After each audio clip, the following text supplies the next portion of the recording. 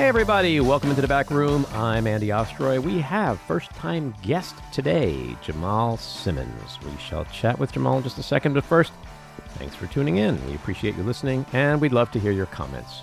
So email us at backroomandy@gmail.com and or post on our social media, and we'll read some feedback next time. And if you like the podcast, please rate and review and follow or subscribe, and you'll be notified every time we post a new episode. So here's some feedback we received this week. We're still getting a lot of mail on our chat with original Beatles drummer Pete Best. Jane Alt writes, Andy asked every question we mere mortals would have loved to have asked Pete. I had goosebumps listening to him. Steve Norton writes, I have never given much thought to Pete Best, but that was a great interview. What a thoughtful, intelligent, and articulate person he is. Wow, at 83. On our conversation with New York Congressman Dan Goldman, Deborah Jones writes, Goldman is awesome. He knows how to take it to the Republicans. He will be easily reelected. And Leslie J. writes, thank you for all the great interviews. Getting to hear Rick Wilson on a Friday was a gift. Before we get to our big thing of the day, of the week, don't forget to stick around for Just Jeff. It's a great one today. Okay, our first big thing, Donald Trump. Somebody had the great idea to send him to Chicago to sit down with 3 black reporters at the National Association of Black Journalists convention. And as you could imagine, it did not go well. Some of your own supporters, including Republicans on Capitol Hill, have labeled Vice President Kamala Harris, who is the first black and Asian American woman to serve as vice president and be on a major party ticket, as a DEI hire. Is that acceptable language to you? And will you tell those Republicans and those supporters to stop it? How do you define DEI? Go ahead. How do you define diversity, equity, and inclusion? Okay, yeah, go ahead. Is that what your definition? That is give me a definition the words then. Would you give me a definition? DEI.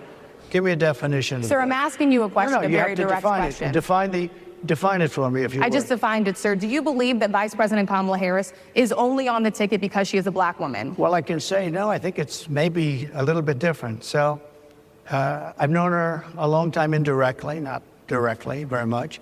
And she was always of Indian heritage, and she was only promoting Indian heritage. I didn't know she was black until a number of years ago when she happened to turn black, and now she wants to be known as black.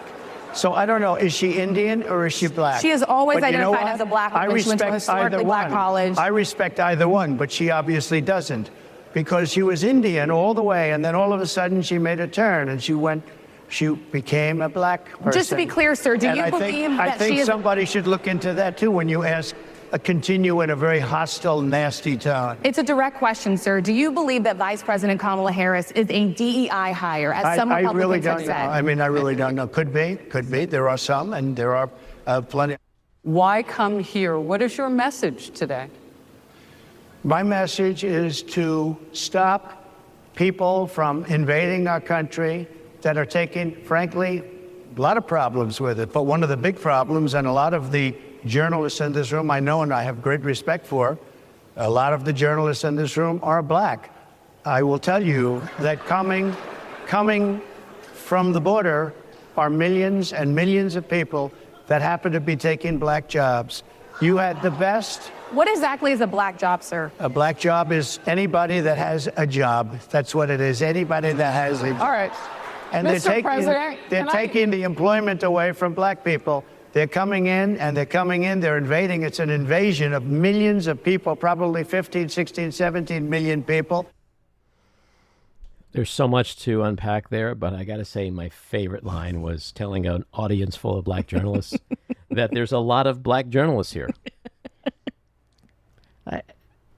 He has got to be the grossest human life form that ever walked this earth.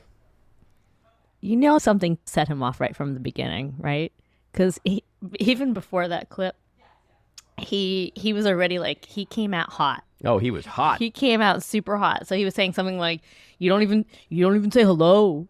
You don't even say hello, how are you? This is really, really terrible. Like, he started right from the beginning. Yeah, so you knew it was only going to go downhill from there. He went right after ABC's Rachel Scott, who was really great in how she handled him. But, like, Donald Trump's idea of a hostile question is just to ask him about something he actually said or behavior he actually did. That's hostile to him. Exactly. Or to define something where the three words are the definition. Well, that's the interesting part to me, is because he knows damn well what it means. Do you think so? I don't know if he knew what DEI meant. He just knew it was bad. Well, and to your point, he was that way on purpose. Mm-hmm. Because he was sitting there for how long watching Kamala Harris and Democrats get all the attention. Nobody was talking about Trump. And, Donald Trump, when he needs to get attention, isn't going to come out and go, hey, I'm going to forgive student loan debt. Or here's my new reforms for climate change. Like, his way of grabbing back the attention is to be a douche, to be a racist, to say something inflammatory that's going to get everybody talking about how awful he is. But also his special sauce is that when he says things like, she's not black, somebody should look into that. What does that sound like? That sounds like Obama wasn't born here. Somebody should look into that. So in 9 years, we're literally getting the exact same playbook. He is predictable. And the sad part is that, that's Trump. Yes, I watched that and a lot of things went through my head. He doesn't understand multiracialism. And for him, because I think he lives somewhere in like 1975, New York, gritty movies like The Warriors or Taxi Driver, he thinks of everything in those terms. And so the idea of multiracialism has totally passed him by. I couldn't agree with Maddie more. I think that he's from such a bygone era that he's still putting people in boxes. Those boxes don't really exist the same way they used to. And young people don't see race the same way people who are 78 do. Mm-hmm. That's why you heard in the clip the laughter, because it was so ridiculous. Yeah, but I got to push back a little bit in that what we're doing is normalizing him and explaining him. Where is it being he's an old guy in a box, or is he a fucking racist? Why can't you do both? Why are they mutually exclusive? Because one sounds nicer than the other. That's the. All right, he's a racist. The problem but I also think he's completely out of touch. He has done this to all of us, where his behavior has become so normal that you watch the news. Just stop defending, stop answering. Just go. What you just saw on that screen? He's a sociopath and a racist. That's it. Because the minute we start to explain it, we're falling into his trap. You know what I mean? And the media is guilty of that. And we're guilty of that too. I'm guilty of it. I'll find myself going, no, she was blah, blah, blah. And it's like, no, stop. He's a maniac. We don't have to answer anything he says, because everything he says is a lie, and it's dangerous, and it's sexist, and it's racist. And that's what we should be saying over and over and over again. Because the minute we start explaining it, we legitimize him and what he says. It's definitely racist, and it's racist on purpose, because his core base, people like Stephen Miller or Nick Fuentes, these people, the idea of a multiracial culture is their nightmare. They want purity of race. And this idea that America is becoming a multiracial society, it has grown 3 times faster than the population. Sure. I am totally with you, Maddie, and I agree with you, and I understand it. But what I've been trying to do is to try not to be a libtard. Because when you're a libtard, you react to things rationally, intelligently, logically, and it's like, we can't do that with him, because that's what he wants. He wants his behavior to become normalized and then create a discussion around it. And it's that discussion which gives it breath, it gives it life, and breath plus life equals legitimacy. The interesting thing that I think that we're talking about is that the way, what's her name, Rachel Scott? Mm-hmm. The way she responded to him is what I would like to see every single day. Sure. When he says his like crazy stuff, or JD Vance is like speaking from like another planet, and then we just move on. I like that she said, well, that's exactly what I'm talking about. I asked you a question, I want an answer. Yeah. And so she was perfect. Yeah. So to your point, that appealed to me. We got 3 months to really define him, and it has to be in very clear terms. We've got to talk to the woman who's a high school graduate, who may not be in love with Trump, who's sitting there in Wisconsin, and it has to appeal to her sense of right and wrong and compassion and empathy. And if you have those qualities, you run away from Trump and you will run to Kamala Harris. It's about messaging and speaking in bumper sticker language. Sexist, racist, liar, dangerous. Those are all bumper stickers. Well, it has to counteract egg prices, gas prices, Sure. home prices, right? Mm-hmm. So I don't know. I'd love to see what that Democrat messaging is. You're 100% right, but to me, you have to be able to do both. It's not one or the other. Let's go to Kamala's response. Donald Trump spoke at the annual meeting of the National Association of Black Journalists. And it was the same old show. The divisiveness and the disrespect. And let me just say, the American people deserve better. The American people deserve better. What do you guys think of her response? Absolutely pitch perfect. Could not have been better. She didn't get down and start addressing the specifics. She just said, this guy is an old racist, essentially reading between. And that's the message to your point. Vintage Obama. Yeah. That's what it felt like. And she's also right. We do deserve better. And hopefully people are going to agree with that. And then, of course, on Tuesday, she's going to announce her VP selection. And then we'll go into the convention. So the momentum is going to be huge throughout the entire month of August. At the same time, he's going to be talking more about Hannibal Lecter and batteries and sharks and all kinds of shit and how black she's not. Who do you guys think she's going to pick for VP? Kelly. She's going to pick Kelly. I'm going to go with, she's going to pick Shapiro.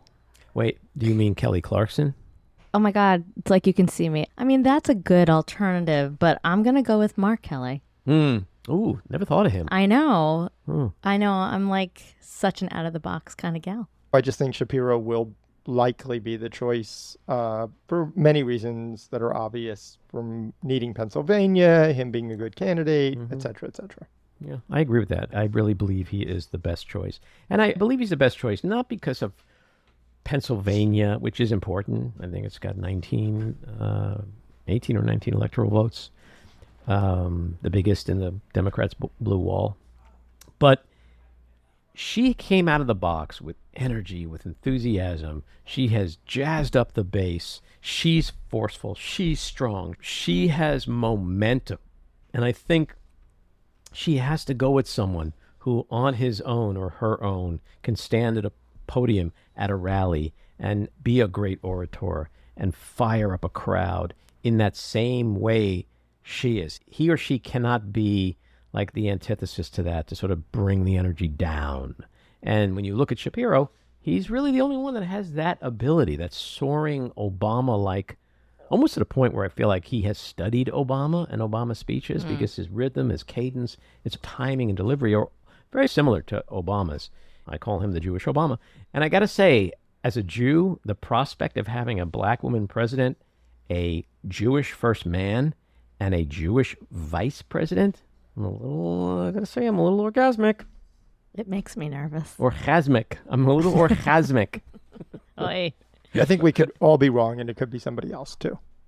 It could be. All right, let's get to our winners and Lahu Zahers. My winner, President Biden, for negotiating the release of 16 prisoners. This illustrates how crucial national security, who fills these positions, and diplomacy matters, a stark contrast to Project 2025. My loser, it's a tie. Trump and J.D. Vance for mansplaining their view of racial boxes reminiscent of the past versus the present.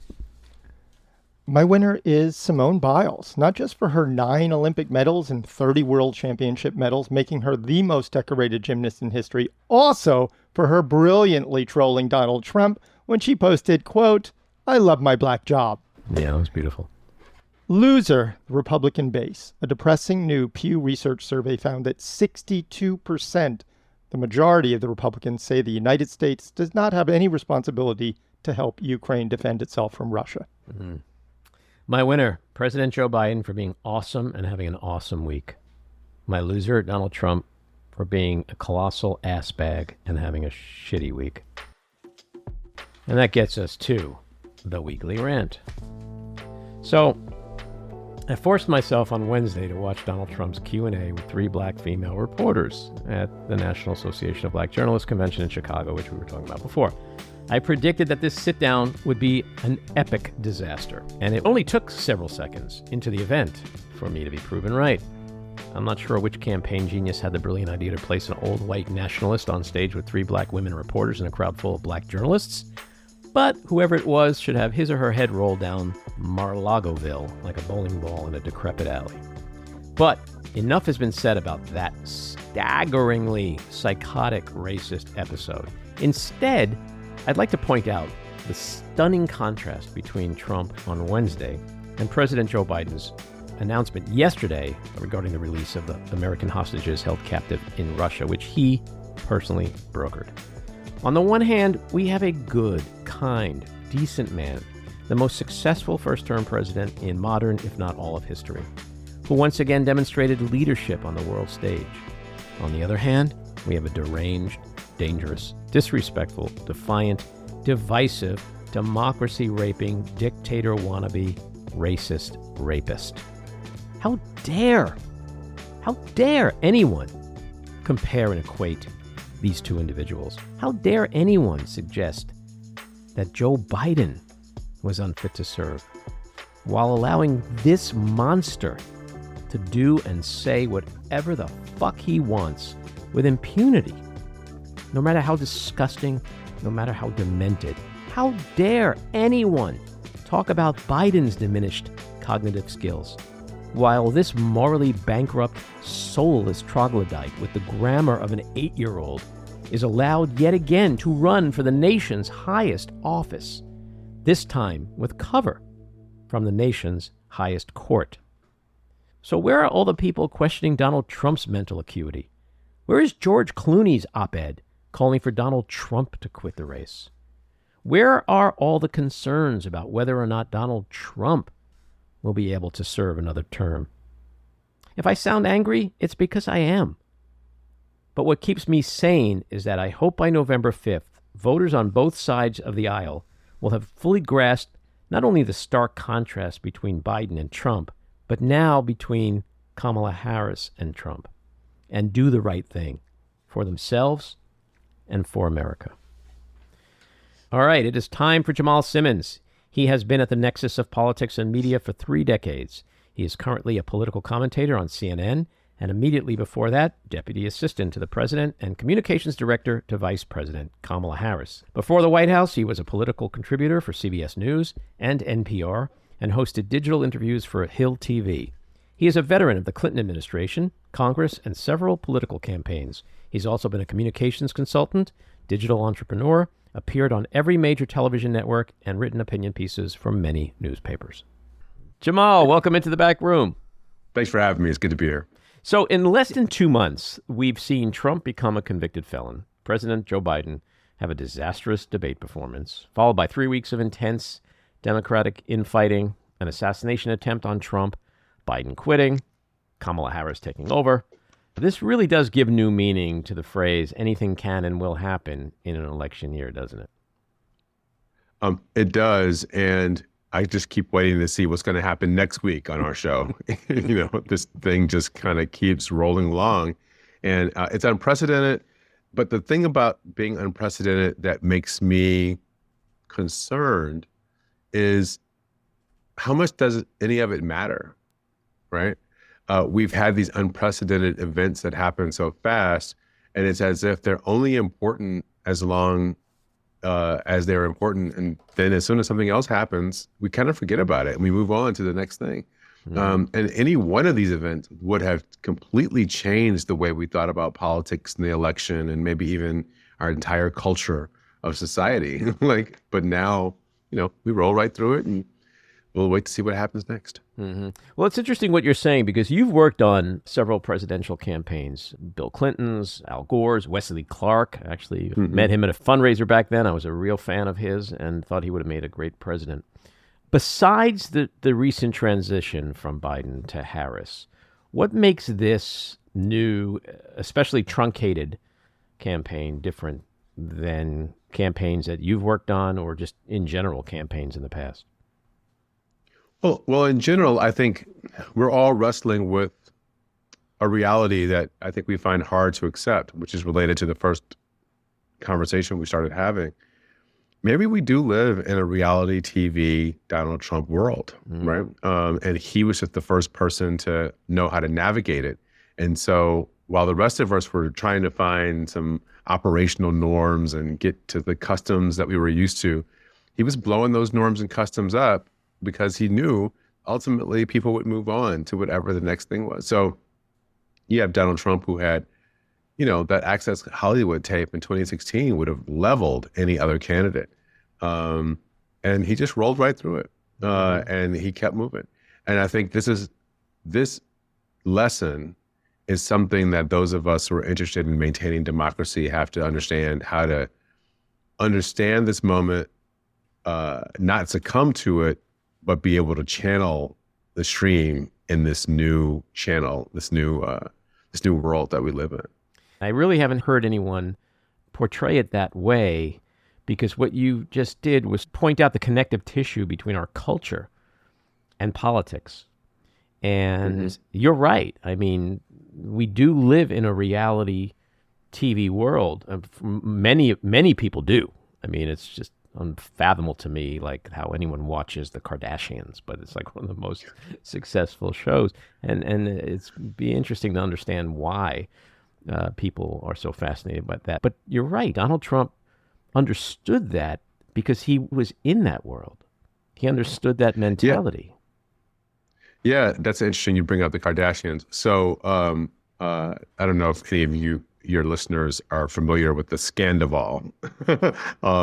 Tom Sandoval is a character / person on Vanderpump Rules, one of the big Bravo reality shows that was spun off from the Real Housewives. There was a huge scandal in the show. I don't really know much about the scandal, except that I know it was a very big deal. It was on in my household for several weeks in the course of a year. But that show would get 11 million viewers, average 11 million viewers a week, right?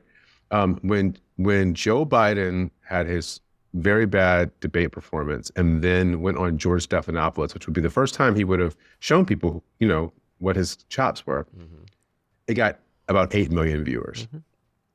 So more people watched the Scandival on Vanderpump Rules on Bravo than checked in to see whether or not the president of the United States was capable of leading the country for another 4 years.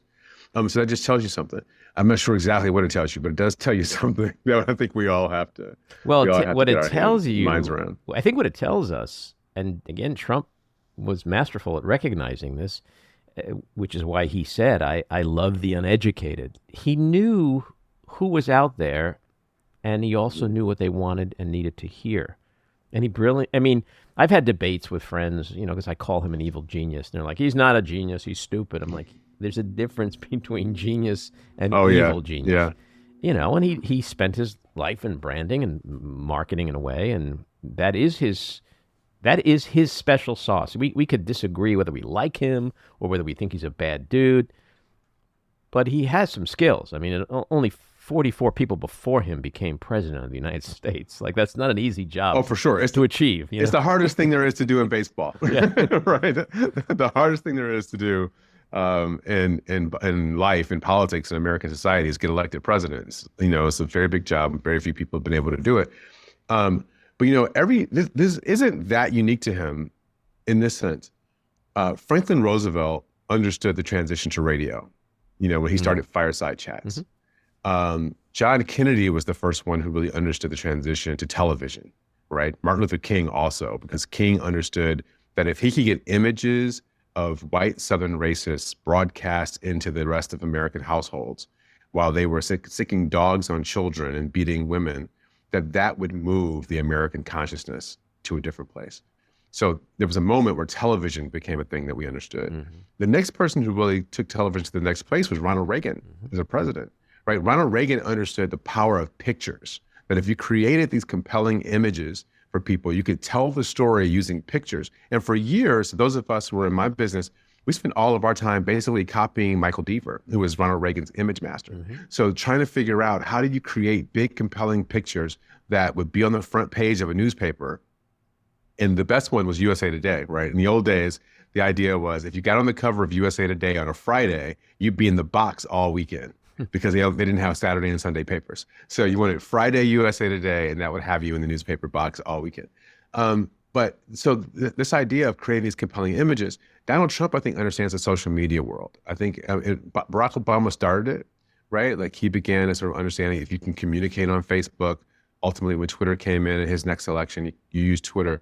Donald Trump understood Instagram and understood, I think, how do you do this in a way where everybody's not just, sharing some information and hanging out with their friends, sharing cat videos, but the dopamine hits are happening, and you've just got to keep feeding it as long as they're only going to be interested in this picture until they scroll to the next picture. And so no scandal actually matters. No big event seems like it matters that much.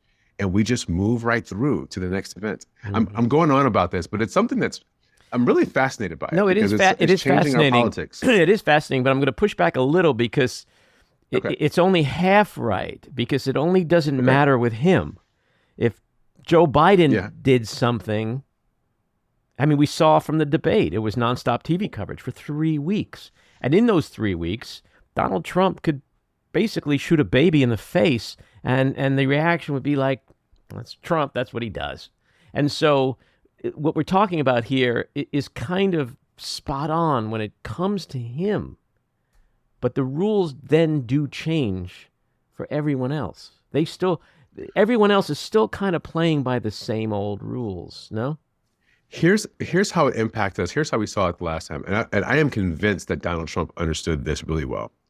Right after that debate, the Republicans rolled into their national convention, which is supposed to be like a 4-day festival of Republicanhood, right? It's supposed to be all the greatest things. He debuts a new VP candidate. It's just going to be a rollout of a show. But that entire show was split screened with the Democratic debate over what to do about Joe Biden.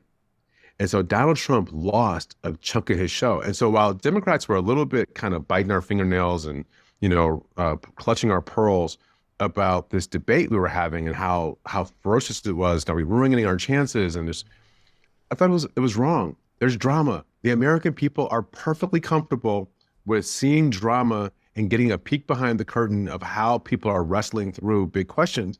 And then what we did was we came out with a brand new contestant at the end of the show, right? At the end of the season.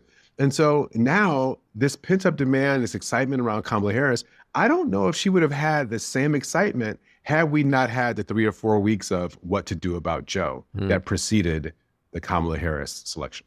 Well, that's true. And, it is interesting in terms of distraction and drama. I mean, we saw this week Donald Trump at the National Association of Black Journalists convention in Chicago. I'm amazed that I can actually be more shocked by Donald Trump by something else he does.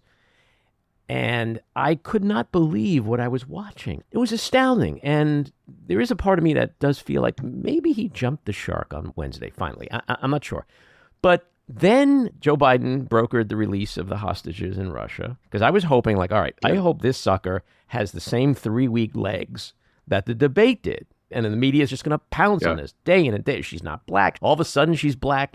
It is insanity. And then the hostages thing, and it's 24 hours later, it's gone. And I was mad. Yeah. But then I started thinking, it's actually a really good thing because he likes the attention. And so he went into Chicago thinking, I'm just going to be primo racist. And then that's all everybody's going to be talking about. And that was the goal of the NABJ talk and raising these questions. Mm-hmm. He had to find some way to steal the spotlight back because what Trump believes, I think, what I've seen is it's not just good press, it's any press. Any press. You just need to be in the spotlight. It doesn't matter if it's a good story or a bad story, just be the story. And there's that story if he told one of the photographers that was photographing him very early after he won the election. And they said, how does it feel to be in the middle of the storm?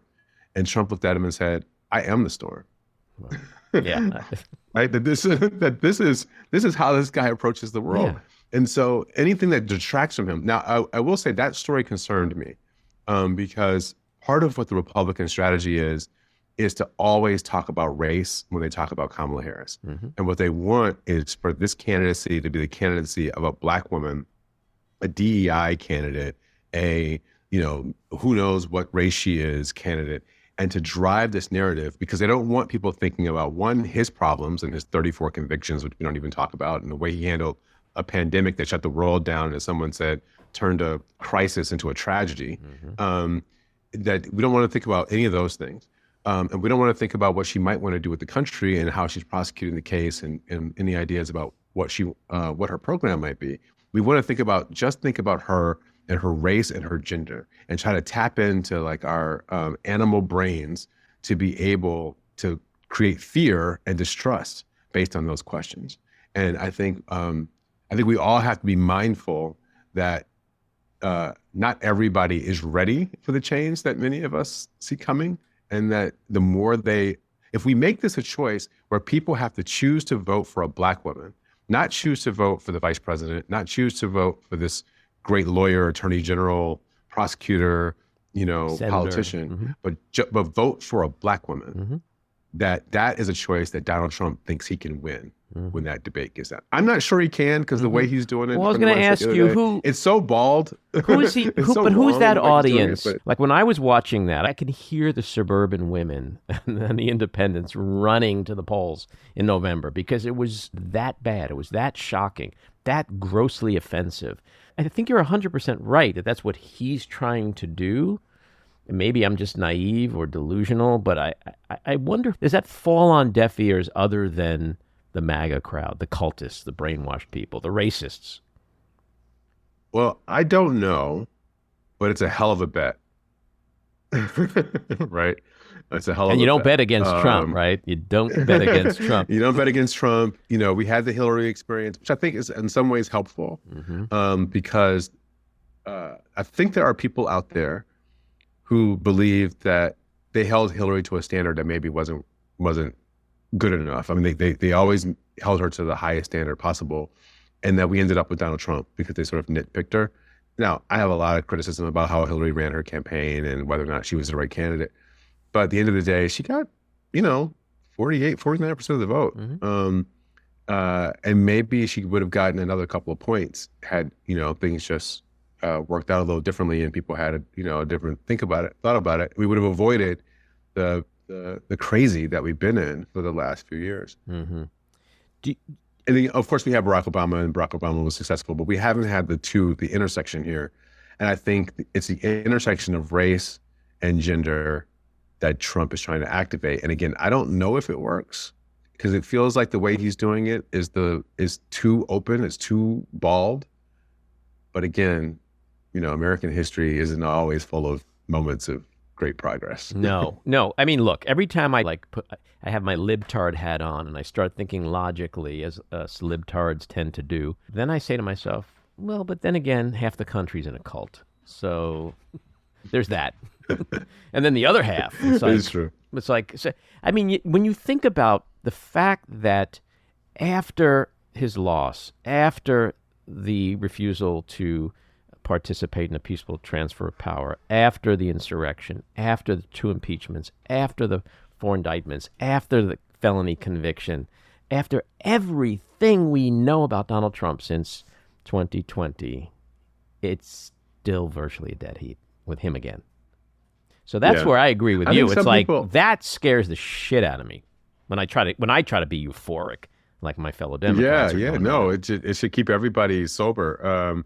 It is true that there are probably 35% of the country that's in a cult. I think that some other people are cult adjacent. I was literally just going to say cult adjacent, which is scary enough too. Right. They just wear red jerseys, and he's the guy in the red jersey, and so they go along with the guy who's on their team. But this isn't one of those moments. This really isn't one of those moments, and I think the democracy is at stake. That's real. Also, here's the thing that's moved people over the last couple of years, and I remember when people were more reticent about this, but abortion rights. The fear that Republicans have stoked in Americans, not just women, because, frankly, a lot of men have had their lives impacted by this question of abortion, having abortion rights. But the taking away of this right, the threat to contraception, the threat to IVF, the threat to gay marriage, the threat to like all of these things these questions that we thought we had settled over the course of the last couple of decades, maybe even 50 years, and that all those things are back on the table with these people. Like, how is that possible that we're in the 21st century and we're having conversations about things that we thought we settled in the middle of the 20th century? But you see, who's we? That's the real question. Who's we? Because then it gets to that whatever percentage that's still in a cult, you know, the whole Make America Great Again crowd, which, of course, MAGA just basically means let's go back to the times when black people knew their place and gays were in the closet and women were barefoot and pregnant in the kitchen and Hispanics were in the fields. And that's all this is. It's just white replacement fear. And again, he just masterfully understood that and tapped into it. But I do think something is different. I look back on history, like with Nixon, how awful his campaign was in '60. And then look at him 8 years later. It was because the times changed. Like you said, the times changed. The realities on the ground changed. What people wanted and needed changed. And then he became an incredibly strong candidate and won 2 terms, you know, with a little bit of crime in between to get there. But I see that the same way for Kamala Harris. And I'm the most skeptical person in the world when it comes to politics, and almost to Debbie Downer levels. But there's something I feel in my gut that's changed in this country, and that she is the absolute right person at the right time to propel America's progress forward. You're touching on some really important things. And, you know, fear is a hell of a drug, right? Like people really dying out on it for a long time in politics. But at the same time, though, so is hope. And I just keep getting reminded of those lines from Barack Obama in 2008, where he said, there's never in the history of the world ever been anything false about hope. You know, there's no such thing as false hope. And so what we have now, I think, on the kind of rational side, I wouldn't even call it the left, just the rational American side, is there's hope, right? There's hope that we can beat these people back, that we actually have a possibility, a chance to stop this madness and get back to arguing about the things that we used to argue about in the old days.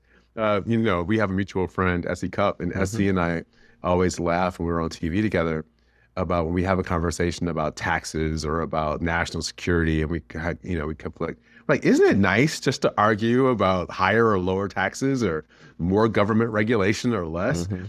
Right? We're not arguing about porn stars or, you know, whether or not the FBI is going to, you know, get taken apart and replaced by some, you know, politically motivated police force or, you know, whatever other thing that comes out of this jerk's mouth. Yeah, well, you're right. That's where we are. We have a legitimate discourse in this country and in our courts where, like, is it okay for the president of the United States to use the military to assassinate an opponent? Like, that was actually introduced in the Supreme Court as a valid argument. Like, that's where we are. It is nuts. And even worse, they kind of said yes.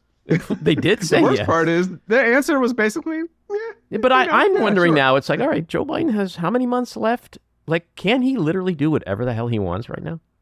That's the irony of all this.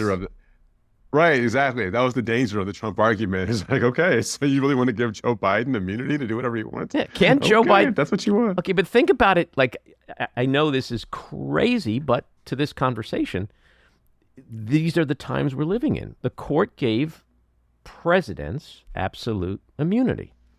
And it was based partially on an argument that if Donald Trump, for example, thought that someone was a threat to democracy, he could imprison them or whatever, or maybe assassinate them using the military. So we know that Donald Trump is a traitor. We know that he's a threat to democracy. Can't Joe Biden take it? Yeah, but we'd never face the question with liberals about what to do about that. I mean, we don't do that stuff. We don't do that stuff. I think we're going to beat him at the ballot box, so we're never going to have to get to any of these questions. Yeah, I appreciate your pushback on that, by the way. Yes, I do think we'll be able to handle this the old-fashioned way. But I think that there's again, the hope question is on the table, and for Democrats and progressives especially, what we were asking people, the Biden campaign was asking people, and I was complicit with it too because we were all there, was basically to fall in line. To do something that maybe didn't feel great, but you thought was great. Eat your peas. And too often in progressive politics, we're always trying to get people to eat their peas. Now, I happen to like peas, so it's not a problem. Me too. But a lot of people, would prefer to have something else. And the Republicans are always like, no, cake, ice cream, whatever you want. We won't get fat. Just keep going, And we're like, no, you got to do the right thing. And so this was a moment where Donald Trump was having a party on his side. It was a festive, of craziness. But they were doing this thing that they like to do, rallies and people and whatever. And we were telling everybody to eat their peas. And so now we're the ones having the party, right? We found somebody that I think we can all rally around, and we say, oh, look, she's young, she's bright, she's got a great speaking voice. She wants to keep the country like inside the ideological boundaries. We can have a country where we can be proud of the person who's sitting in the office. I have little kids, and I always think about this.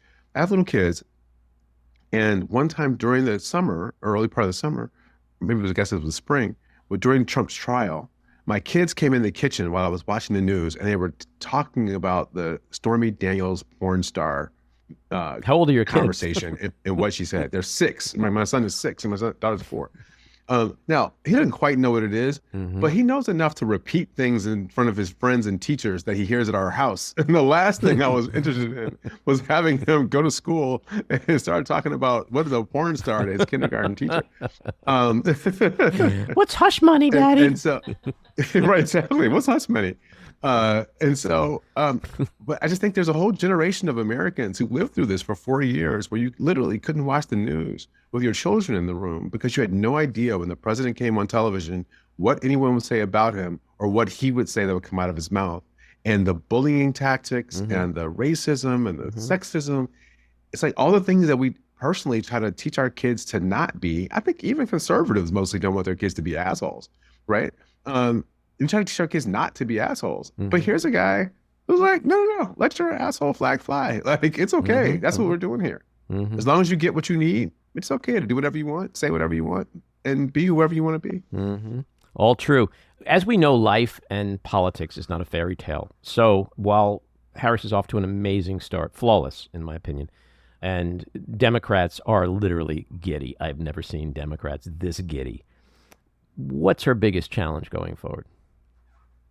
So I think about it like a latte, right? You go order a latte with a lot of foam on top. Right now, we're enjoying the foam and the sugar, but there better be some coffee underneath there, right? Once we get that foam to dry up a little bit, and so that's the challenge I think of the campaign. It's like how do you build an infrastructure for a plane that's already in the air? The good news is you've got a lot of stuff that's already there, right? The Biden campaign's there, but literally they're still using joebiden.com email addresses. They don't have a logo. We've got these signs. These signs, I think, were just drummed up on somebody's laptop, using a font and a color palette. Make there's a new literally sign. not a logo. Right, make a new sign. So they've got to fill that in. They've got to get all the talking points right. She hasn't released her economic plan yet. She's a national security agenda. I feel confident she has them. They'll probably be pretty similar to what Joe Biden wanted to do because she was a part of that administration and developing the plans for the next administration. So it won't be that much different. But you still got to roll all that stuff out. You still got to get the staff briefed and up to date on it. And so that's the work I think they're doing now. It's the stuff that's not really going to happen a lot in public, but it's important work in terms of actually making this thing real and keeping it going. Because once we get past the VP choice and the festival of our convention, it's going to be that last 2 months is going to be tough. The negative ads are going to come. The reporters will be digging through everything. So you got to have enough there by that point to keep it real. So my last question is on VP. Want to handicap that? Who do you think is the wisest, most strategically sound choice? The one that I've liked the most is Mark Kelly, the senator from Arizona. He's run twice in a battleground state over the last 3 years. But more importantly than that, I could just say he's a former astronaut and jet fighter pilot. I think that at least buys him into every conversation with anybody that is thinking about politics in America. And then, he's married to Gabby Giffords. And I think the You say it's not a fairy tale, but I think the romantic notion of somebody who suffered such a grievous harm as Gabby Giffords, who was shot having a congresswoman who was shot having a political meeting, just doing a town hall meeting in a parking lot in her district, shot by a gunman in the head, and has struggled to get back to a level of normalcy. She's married to an astronaut. She had this sort of fairy tale life that got disrupted by this gunman. And she ends up, in the White House, married to the vice president. And the other thing is, they're not just building the she built after she was shot was one to try to help stop gun violence so that other people wouldn't experience the same grievous harm she did. Meanwhile, they'd be running against Donald Trump, who was a victim of an act of political violence, who's only concerned about how it helped or hurt himself. He's not really thinking about what anybody else or coming up with he doesn't have a gun policy that he wants to put in place. He doesn't have a mental health policy that he's thinking about. He doesn't have any policy that's about anybody other than his own self-aggrandizement. So to me, the contrast between Gabby Giffords, victim of political violence, who's doing her best to try to help other people avoid her fate, and Donald Trump, who's trying to use his act of political violence as a way to accrue more power. To me, I want that fight every single day in this country, because I think most Americans, not everybody, but most Americans can see that from a mile away, which choice they'd rather have in front of their kids every day. There you go, being rational again. Making rational points. This, I'm with you. I still do believe at the end of the day, this country has a way of wrecking itself to pieces and pulling itself back together. Yeah, well, I do believe in my fellow American. I do. I think we're mostly inherently good people, and I count on that. So I lied before. My actual real last question is not a political question. It's more of a window into the soul question. Music is a way into someone's soul. Give me your musical artist you listen to the most. The top musical artist of all time is Stevie Wonder. And I think about this. Someone asked a question: if you were abandoned on a desert island and you could only take one album with you, it tells you how old I am. Album, Songs in the Key of Life. What would it be? Songs in the Key of Life. You can do everything with Songs in the Key of Life. You can have a church service. You can have a dance party. You can make love. You could be sad. Like, you can do everything you want. Well, if you're on an island by yourself, the making love part might be hard. But perhaps that album can make it happen. It's that good. You never know. Jamal, thanks so much for coming in. This was fun. I hope you'll come back. Happy to do it. Thanks for having me. All righty. Take care. Ladies and gentlemen, once again, it's time for Just Jeff. Jeff, welcome back. Hello. I'm glad to be back. What's happening this week? Well, I think there are a lot of people that are much more optimistic now about the Dems' chances. It's like an amazing situation. Marsha, my wife and I were walking, and we saw a sign, and I'm sure it was originally supposed to say Biden-Harris in 2024. So to save costs, they whited out Biden, and they put 2024, Harris, and then another white area, to TBD, obviously to be determined who the running mate is. So who do you think the running mate's going to be? Who do you want? All right, I keep flip-flopping. I hate to admit that I'm a flip-flopper, but I keep going back and forth between Kelly and Shapiro. And I'm trying to figure out which one. Like father, like daughter. Oh, she's going that too? I didn't know that. I am. It's true. It's so weird. It is weird, actually. Jen may have to reconsider.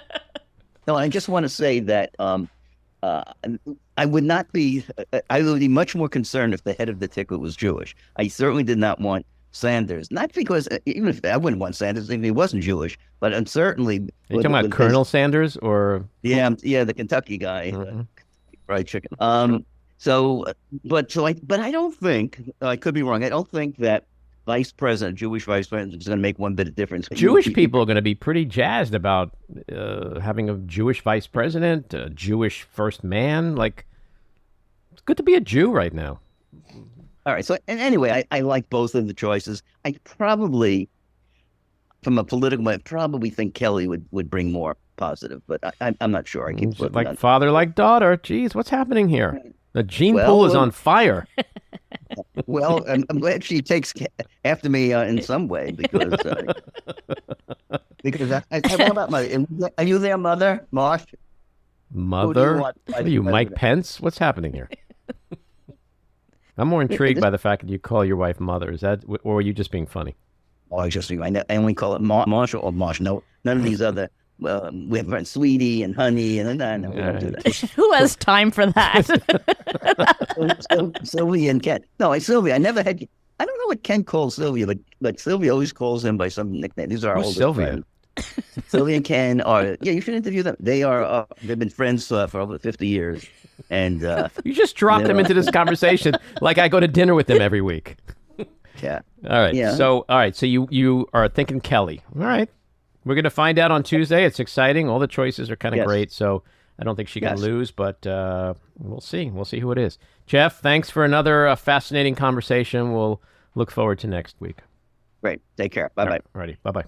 This episode of The Back Room was edited and produced by me, Andy Ostroy. It was co-edited and co-produced by Maddie Rosenberg and co-produced by Jen Hammoud. Our theme song was composed by Andrew Hollander, and our logo was designed by Cricket Langell. And special thanks to Patricia Wind. Please take a moment to rate and review the podcast, and also follow or subscribe. Until next time, keep your eyes on Washington, Hollywood, and your own backyards, and have a great week.